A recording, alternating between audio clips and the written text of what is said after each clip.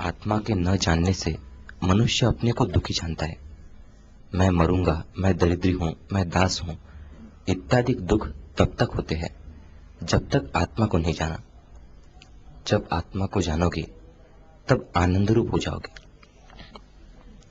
जैसे किसी स्त्री की गोद में पुत्र हो और वह स्वप्न में देखे कि बालक मेरे पास नहीं है तो बड़े दुख को प्राप्त हो और रुदन करने लगे, पर जब स्वप्न से जागे और देखे कि बालक उसकी गोद में है तो बड़े आनंद को प्राप्त हो और उसके दुख शोक नष्ट हो जाए। हे राजन, वैसे ही तेरी आत्मा तेरे पास और सदा अनुभव रूप है। उसके प्रमाद से तू अपने को दुखी जानता है। जब अज्ञान रूपी निद्रा से तू जागेगा तब अपने को जानेगा और तेरे दुख और शोक नष्ट हो जाएंगे। देह और इंद्रियादिक जो दृश्य है उनसे मिलकर अपने को ये जानना कि मैं हूं, यही अज्ञान निद्रा है। शरीर और इंद्रियों वाले शरीर को मैं मानना ये अज्ञान है, और मन में जो वासना है वो मेरी पूरी हो इच्छा तो मैं सुखी हूं, ये अज्ञान का भाव है।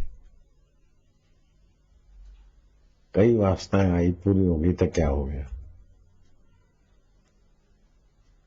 वो तो जो होना है होते हैं, नहीं होता है नहीं होता है, चलता रहता। वासना पूर्ति का सुख बंधन करता है। शरीर को मैं मानना यह अज्ञान है, वस्तुओं को मेरा मानना यह अज्ञान को पोषण वाला है।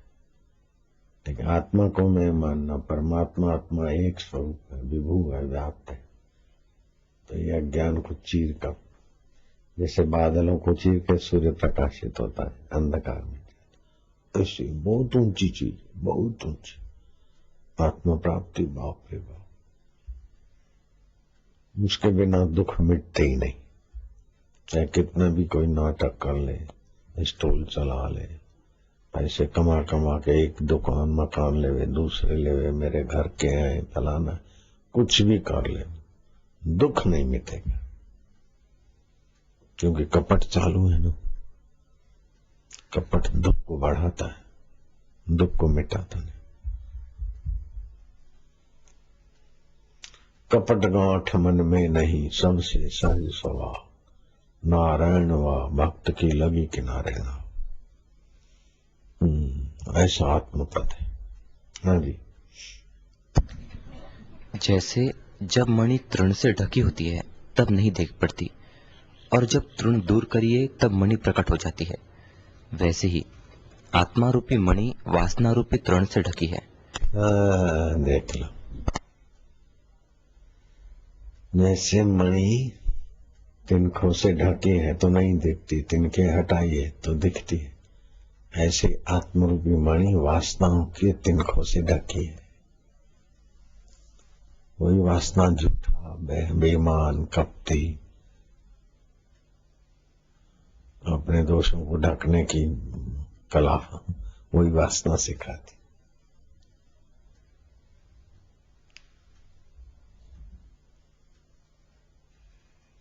जो दोषों को ढकता है समझो उसका भविष्य अंधकार में है। अपनी गलती में सफाई देके गलती से बचना चाहता है, समझ लो उसको लंबे समय तक इस पाप कूप में रहना है, जन्म मरण में मां के गर्भों में रहना है।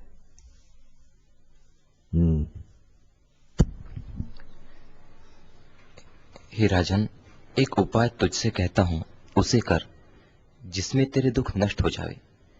एक वस्तु जो अहम अभिलाषा सहित वासना है उसका त्याग कर, फिर जहां इच्छा हो वहां विचर।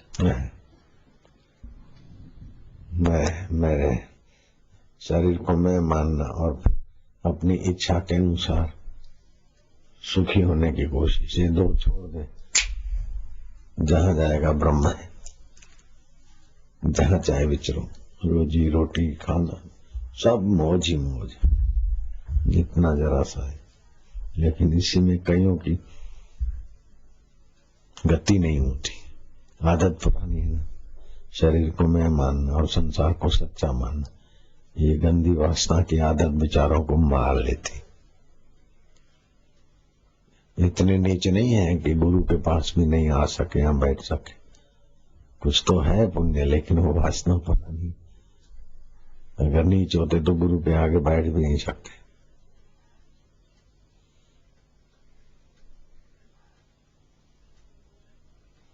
स्वल्प पुण्यवताम राजन विश्वास नहीं बजाए थे। जिसके पुण्य स्वल्प होते हैं उनको तो भगवान गुरु शास्त्र में विश्वास नहीं होता। तो एकदम नीच भी नहीं है और एकदम सच्चे उत्तम जिज्ञासु भी नहीं।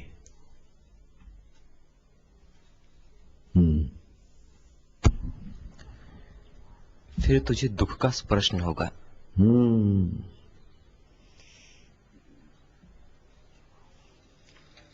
ऐसा करोगे तो दुख का स्पर्श नहीं होगा।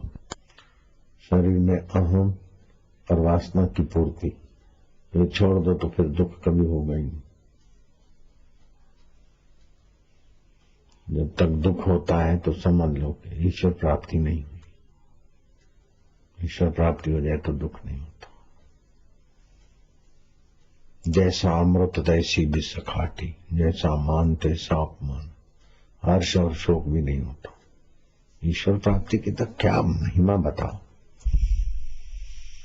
ईश्वर प्राप्ति की महिमा कोई पूरी गा भी नहीं सकता। ईश्वर की महिमा भी नहीं गा सकता है तो ईश्वर प्राप्त महापुरुष को भी पूरा नहीं गा सकता। ऐसे ईश्वर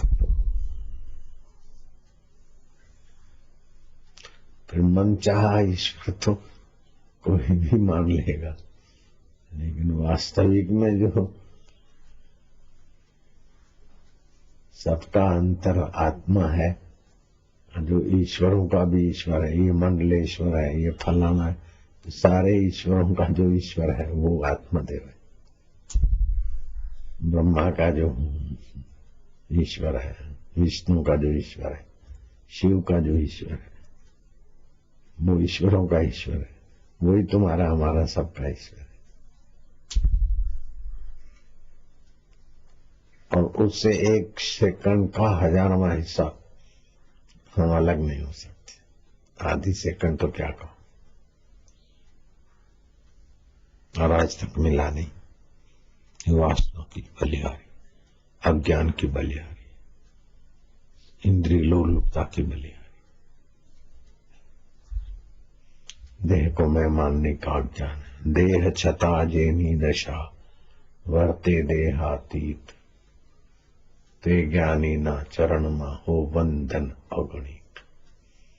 देह होते हुए भी देहातीत, शरीर होते हुए भी शरीरातीत, चिदानंदमय देह। ऐसा साक्षात्कारी महापुरुषों का तस्य तुलना के न जाए थे। उसकी तुलना किससे करोगे।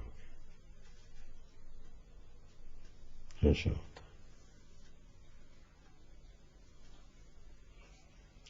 राजा इक्ष्वाकु, भगवान राम इक्ष्वाकु कुल में पैदा हुए। राजा इक्ष्वाकु मनु महाराज के भक्त थे। मनु महाराज का ध्यान किया तो मनु महाराज आ गए उनके पास। तो राजा ने बोला कि लोगों की नजर से तो मैं बहुत बड़ा आदमी, बड़ा सुखी दिखता हूं, लेकिन मैं अभागा हूं। आयुष्य नाश हो रही है, रथ में घूमता हूं, प्रजा मेरा जय जयकार करती, लेकिन मैं कौन हूं अभी तक जाना नहीं। आखिर एक दिन तो मर जाएंगे, शरीर यहीं पड़ा रह जाएगा। ये राज भवन लक्ष्मी क्या मेरे साथ आएंगे।